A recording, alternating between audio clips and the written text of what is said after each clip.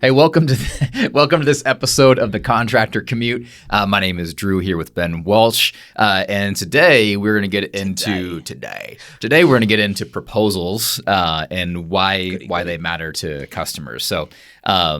I hope that sounds interesting, exciting. It may not to you, but we're hoping by the end of this episode that you get the importance of it and why it matters. We know we got listeners from all different kind of walks and stages in their contracting building journey, but we want to really kind of talk about the subject and kick around really why a proposal matters, what it communicates to a customers, and why it's worth putting some extra time into really thinking through that process. Yeah, and let's start off with why a proposal and it was sort of a very interesting journey for me getting to the point of actually creating proposals.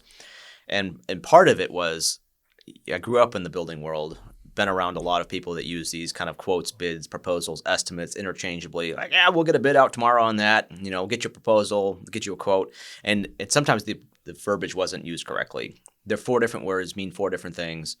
And so I thought, well, what's the correct approach, right? I'm always wanting to do what's the right way? What's the right way of doing this? I'm starting a business. How should I be doing this? Right. So you look at, okay, let's create estimates. And so an estimate is essentially saying, I think it's going to cost this much for the materials and the labor and the equipment, whatever's involved with doing your project. Mm-hmm. So very straightforward. You send out an estimate, but then you have this idea of, well, when you're estimating something, is that a very fixed number, or is that something is it locked in, or is it kind of a variable? Like, well, I'm thinking it's going to take 2 days, but what if it takes 4? Right.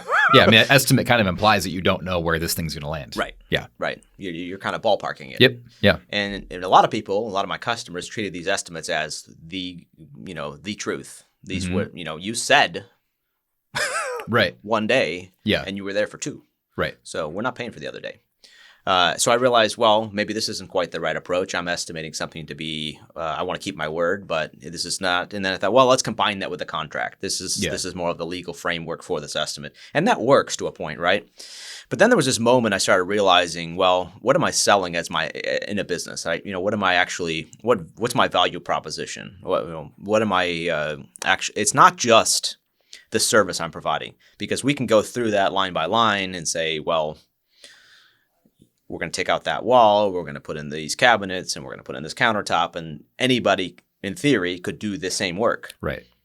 What differentiates my company from other people doing that work? Well, maybe we are quicker and faster and less quality. Maybe we're the high-end guy that does fantastic work, but what are the differentiators? And they're different depending on your company. Yeah. And so I think the proposals and opportunities for combining really this bid, where we're saying this is what it's going to cost to do your project, into this formal package where the customer starts to sing, aha, I get it.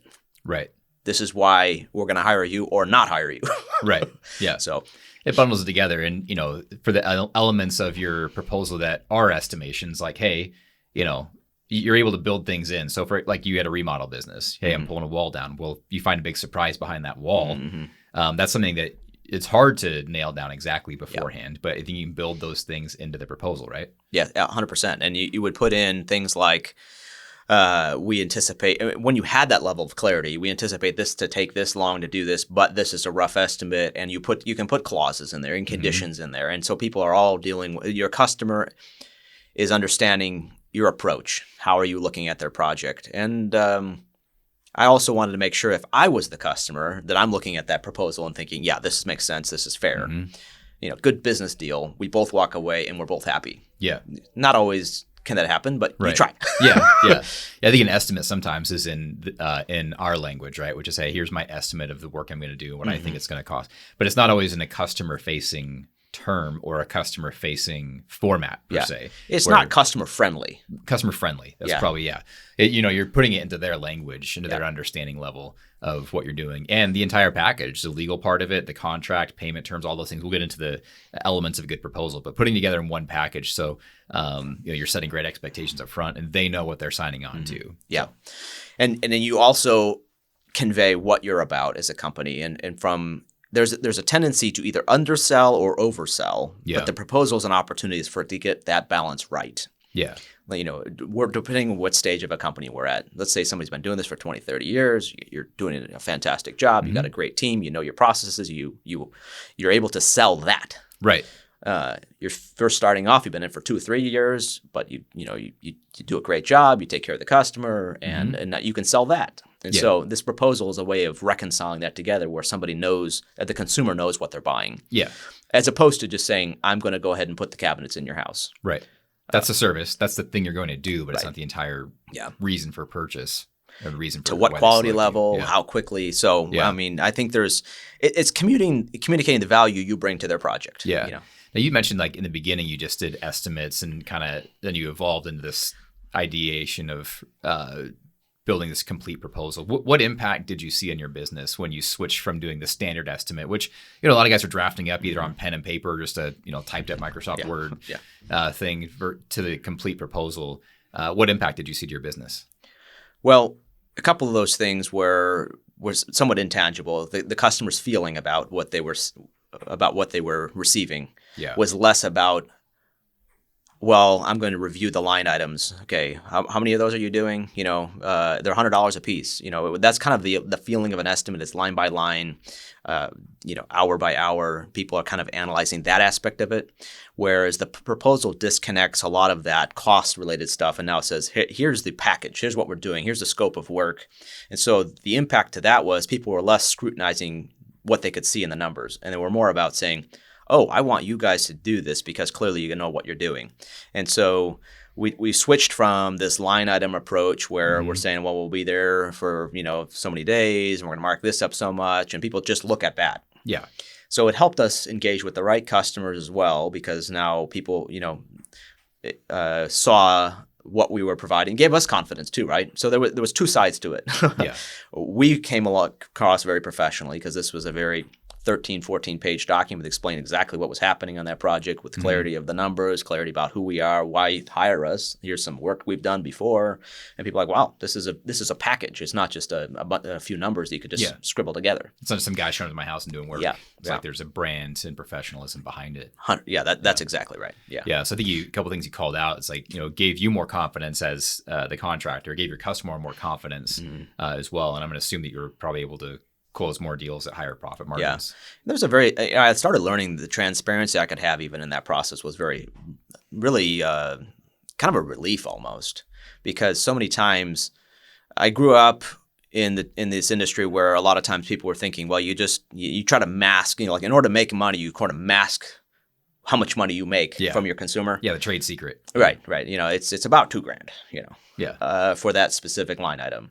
And you think, well, what goes into it when your customer, when you have this feeling of being able to, and this is maybe not quite in the proposal vein, but it helps with that when you're saying, here's what we're doing, to what quality, how we're going about doing it. It's just the scope more than it just is about what it costs to do it. And people say, oh yeah, well, you're the professional, you know how much it costs to do it. And so it's less about just shopping you. It's people start seeing, wow, this is hard to come up with something that professional, and they value your time a little bit more too. I think there's also that aspect of it. Yeah, I think as we talk about the professionalism and what it conveys, right? It's if I'm a homeowner and I get two estimates, one's, I think you said this a minute ago, like, it's a 13 to 14 page document. And some of our listeners are probably like, wait, what? Like, what takes 13 pages to say? We're going to break down kind of the elements that went into that in a minute. But if I have two proposals that come in from two separate contractors on a, remodel job or an addition or a deck or whatever the thing is, and one's, in some senses, as a customer, I've gotten just a text message from somebody. They're like, here's the cost, here's when I can get to it. And the second person comes out with a formal proposal that truly explains the entire process, what they're doing, how they're going to do it, timelines.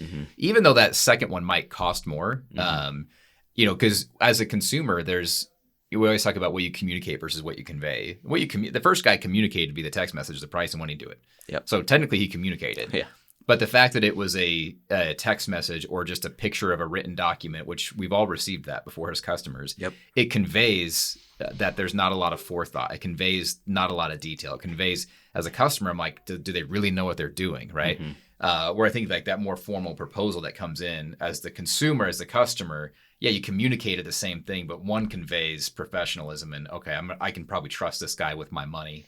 To be in my house, to be around my family, all of those things. And I think it's, we talk about professionalism. It's not just what you communicate, but really what you convey. and knowing that you're competing for business. Yeah. I gained a lot of respect from that too. People valued my time a lot more as well. People, when you send that text message to somebody saying, hey, I can get to it tomorrow and it's just at $500 for a small, I'm just throwing something out there. It could be $50,000. But people just think, okay, well, that's just how things roll. Very ad hoc. Yep. I'll just call this guy when I need him. Yep. As opposed to somebody put the thought into this, put together. I mean, it might be 13 pages, it might be 3 pages, but whatever it takes to convey what you're doing. Right. And people say, wow, I've had projects where that was the only bid they got just because they said, well, why would we get another bid? Right. Why would we need another proposal for this project? Yeah. Yeah. I think it shows like if you want to, if your craft and your talent, what you're doing, you're saying as a craftsman or a tradesman, my attention to detail is great. Then your attention to detail should show up in your communication as well. Because how you do one thing is kind of how you do everything. At least the consumer views it that way. Yeah. I'm wearing my consumer hat right now. But I'm like, all right, that's how they communicate. Yeah. So that's what I can expect from them through this entire process.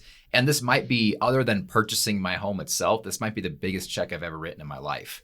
That's such a great point. And so because you get into guys who are doing these, 10, 20, 40, 50, $100,000 plus jobs, on remodel stuff, not to, even talk about new construction. Like that's the biggest purchase this person might ever make in their life is trusting you with it, and so, thinking through that lens of, are you trustworthy? Do you have attention to detail? Is there forethought and planning, cleanliness and professionalism? Mm-hmm. Does what you handed me look clean and professional? Yeah.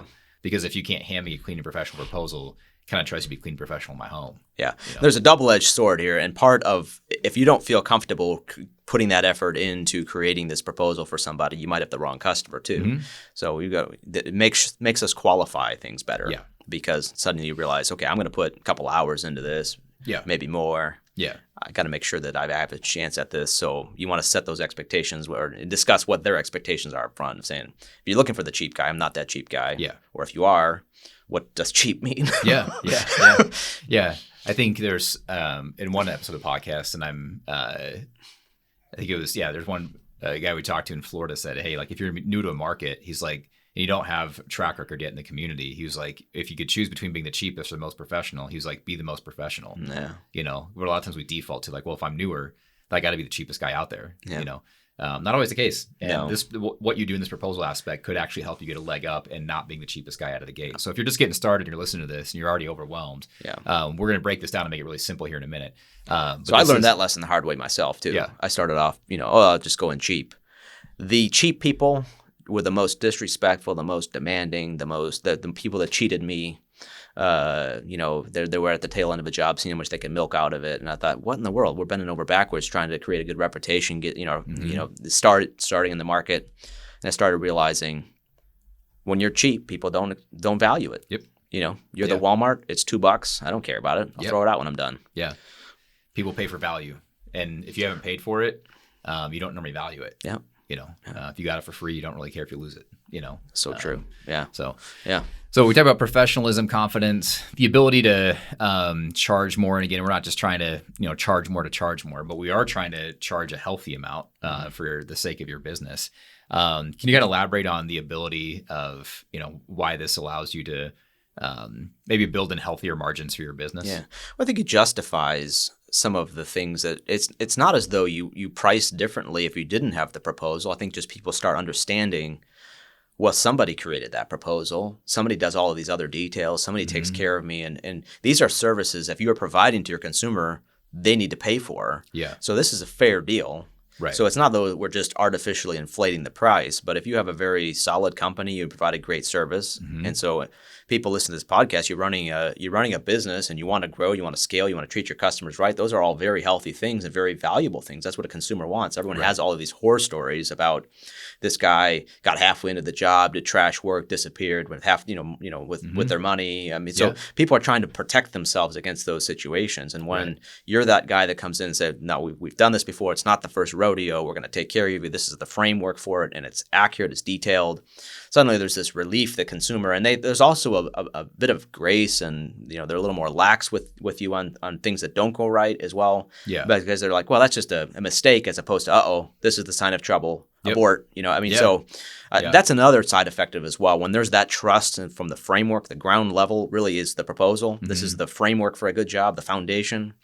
And when that's laid in a good way, I think people start trusting the process more. Trust. I mean, as soon as you lose it, It's very hard to get. I mean, to get anywhere. Yeah, you might. I think it's the element of educating your customer again. Like, don't forget that for the customer, they don't know the details of what goes into it. They don't know how hard it is. They don't know how many years it took you to acquire these skills. We're talking to a Finnish carpenter yesterday, and he was talking about just the number of tools he had. He was like, they don't know the amount of dollars invested in just having the tools to be able to do this work. So, but the education level, you don't want to be condescending or whatever, but you also need to educate because people don't know. They don't know how hard it is to do what you do. And one of the dangers, one of the traps that we fall into in the contracting world is sometimes making the assumption our customer should know how hard this is. Right. And we're like, you ungrateful, demanding jerk to the customer. We're thinking that in our mind, which is a very bad mindset, as opposed to saying they don't know. Yeah. And so it's up to us to help educate them in a very kind way, and just saying this is what's involved in doing that. I've had multiple jobs where, you're not there at 8 a.m. Where were you? Yeah. Well, we're at the shop at 6:30 in the morning, get everything together to get this job done. And we could say that in the way of saying, well, listen, I've been up since 5 a.m. working on your stupid job, and here you wondering where I'm at because I showed up at 8:30, as opposed to just helping them understand right up front of saying, sometimes we need to go by the shop. This is what's involved with doing that. And it's an educational thing. Right. And as soon as you take that approach, people back off. Yeah. If you proactively answer questions that are going to come up as well. So let's get into elements of a proposal. So you're talking about kind of the benefits of having them and what they do. But let's go through just kind of the elements that you found make a strong proposal. And just to recap, the proposal is just taking the bid, prettying it up. This is the presentation of it. So when we started off with these 4 terms, it's the same thing as a bid, a proposal. It's the same. You're combining the elements of an estimate into a bid. Really, you start off with an estimate. What's this going to take? Right. You formalize, say, okay, now I'm going to add in my margins, make it into a bid, and now this proposal is this package. Now I'm selling my business. I'm selling our services. Yeah. And so elements of it. First off, what's the first thing people see? It's that cover page. This is the intro page to you, your company, your logo, a picture of one of your best jobs you've done. Where's the work being done, the date, etc. We start off with our cover page. Then we can get into a second page about your company. So this might be either an introductory letter. This might be just a story about, hey, we started off 3-generation company. Grandfather was an architect. My dad was a builder. And here I am starting a business. And this is what we do. This is our niche. This is our, our wheelhouse. Kind of the storytelling, really. Who are you? What you're about?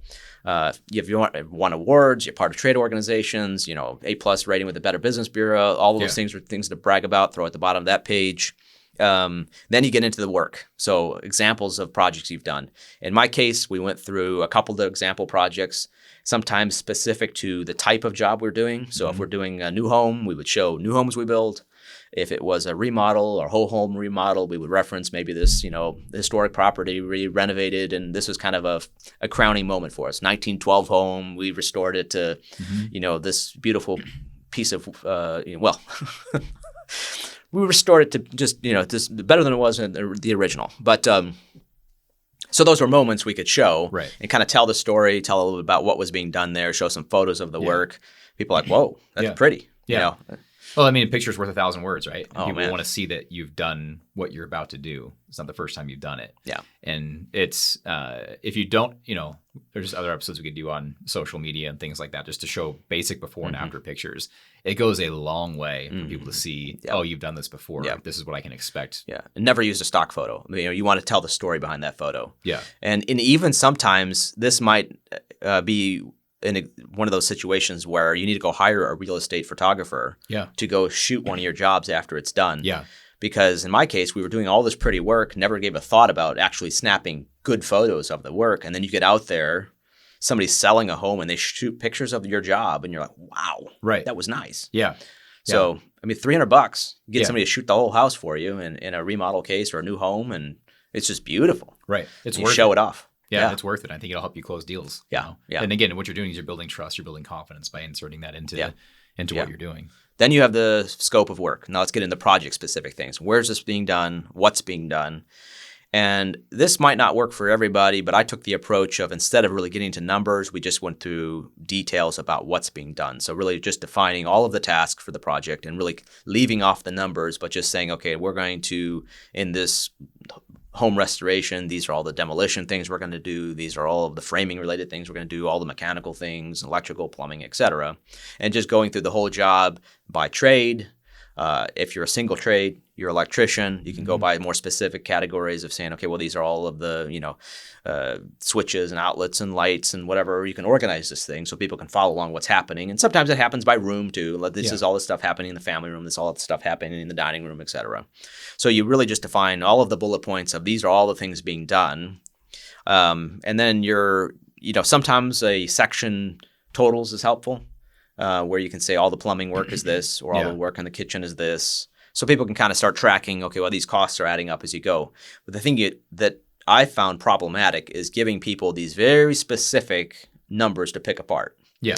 Later on, where they can kind of gain this sort of upper hand leverage or just something in the back of their mind saying, it was $750 to do that.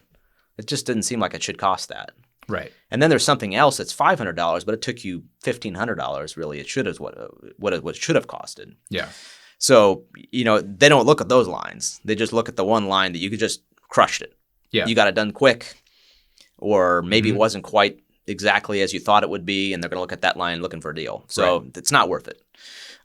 So that's what I found worked really well. And then one of the things that we miss a lot of times as contractors is just the handshake, the text message. We really just want to close a deal. We want to close it quickly, and we don't think about getting a framework for disputes. So that's where your terms and conditions come into play. And that's this section that doesn't have to be overly complex. During COVID, remember, all the material prices just skyrocketed. Framing lumber went from $3 a 2x4 to $8, $9 a 2x4, and so you're talking double, triple the costs. 200-300% increases on framing materials. That's a massive increase. And if you had a proposal out there, a bid that's just fixed price, you had to get it done for that, you would just lose your shirt.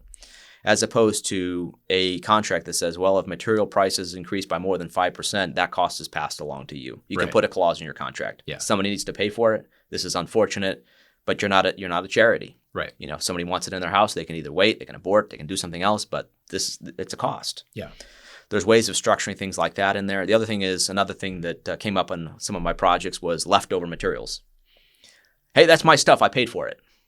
Like, no, we actually quoted a certain amount for your project, and we bought more than that because we didn't want to be short. But those extra materials, well, maybe you are saying the customer has them, extra paint, for instance, but framing lumber, tile, flooring, what specifically, how much you are allowing there, who owns that stuff? Is that you or is that them? Yeah. Things like that are just very helpful to define. Yeah. I think too, again, a customer has never done this before most of the time. And so they don't know what's normal. Yeah. And if they have, that guy might not do it the same way you did it. Right. Yeah. And I think often we are quick to, a lot of guys we talk to, it's a handshake and we'll work it out when we get there. Well, then you're a whole bunch of extra communication and disputes that come up down the line that could be pre-solved by doing this up front, and just putting it on paper. And something happens later in the game too, where I think all of us have this sort of innate saying we're vying for leverage down the road or vying for positioning, I guess is really what it is. Like, I'm looking out for myself, as opposed to up front. At that point, it doesn't seem that way. Yeah. Because you're saying we're all on the same page here. Right. I'm not trying to get one up on you or the other way around. This is just the way it works. Kind of looking out for the customer, honestly. Well, that's a good point. Being up front, be like, no, helping you out by understanding how this is going to go down. Yeah. So there's not conflict later. Yeah. We also have, I think we talk about like terms and putting that stuff in there on how things are going to go. Talking about payment schedules, delivery timelines, or those things you also put in there. Yeah. So a critical part of your terms, and this is one of those things where this is not the time to underpromise, overdeliver. No, it is. I'm sorry. Yeah.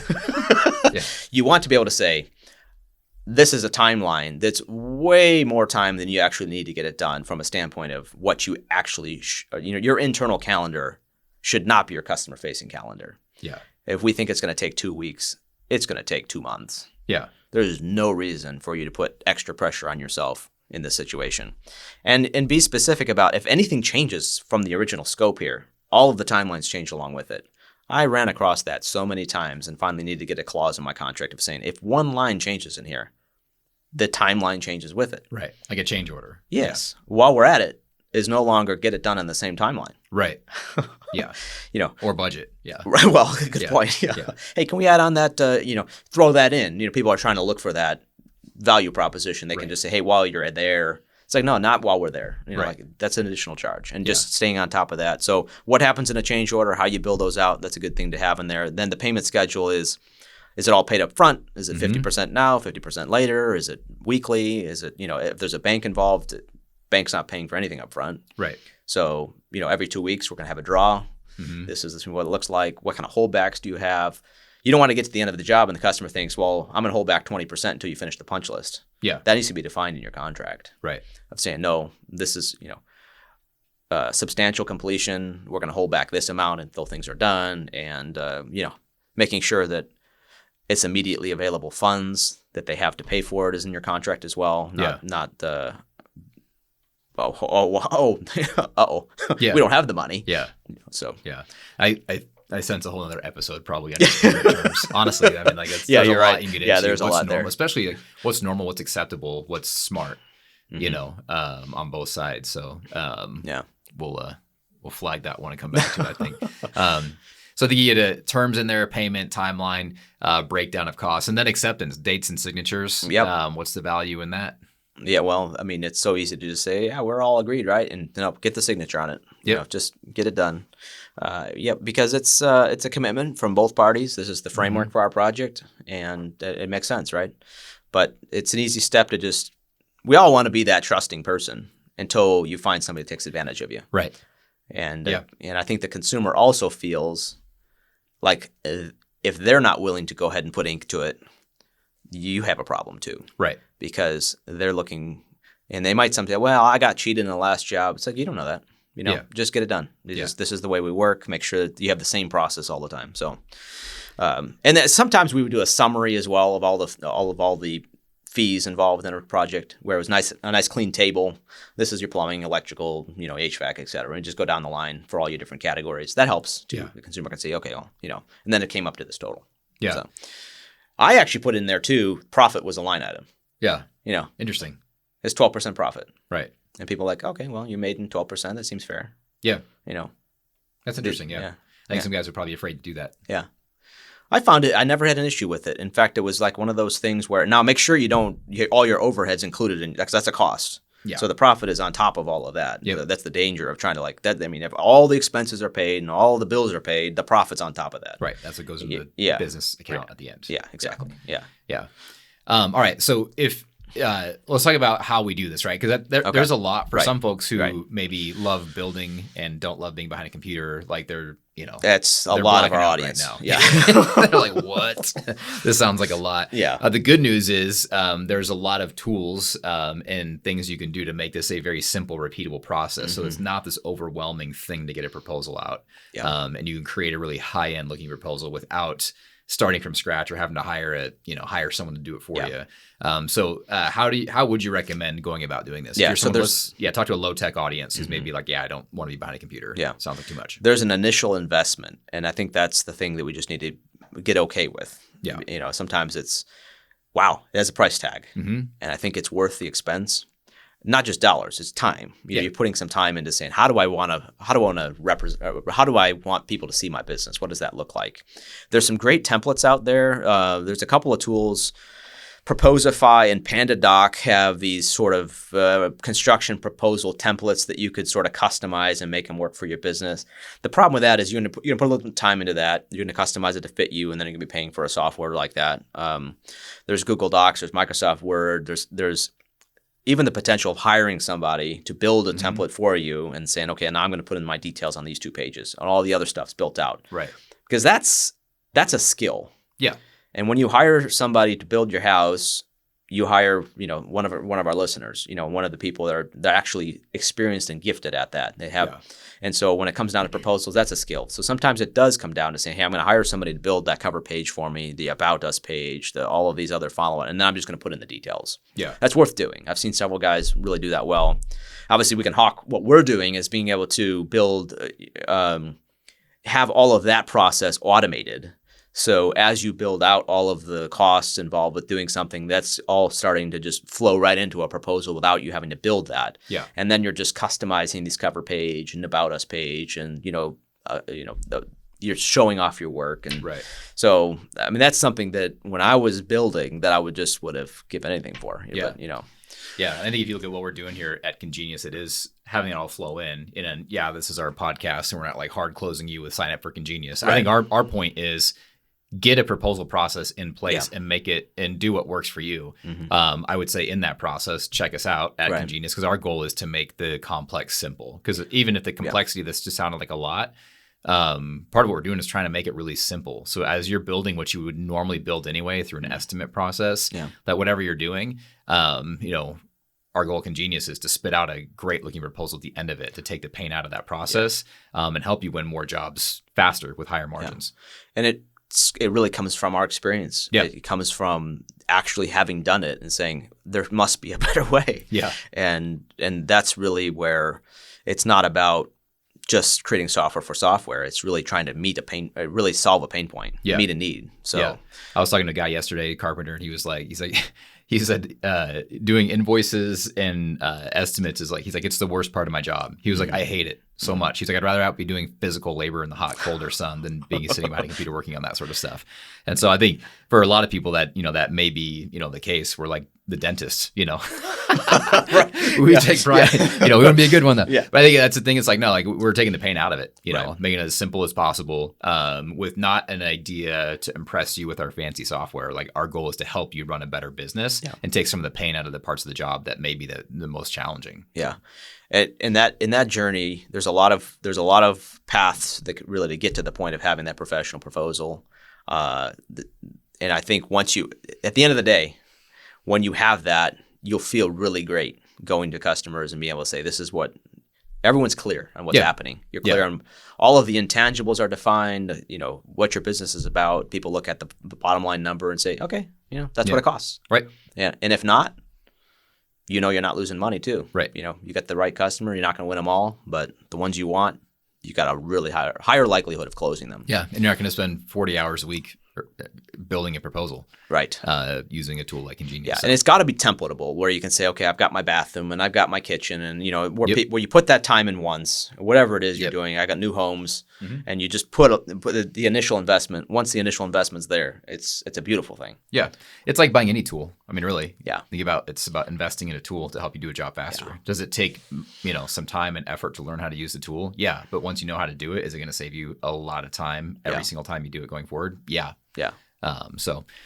Well, cool. I appreciate the time today, Ben, talking about proposals, the benefits, why we do them, what's in a good one. Again, our encouragement, just put the effort into building a repeatable proposal process. If you don't have that right now, or you have something you're not loving it, check us out at congenius.com. Yeah. And if anybody's got any feedback for us, love to have it. Yeah. What you're doing now, what works, what doesn't.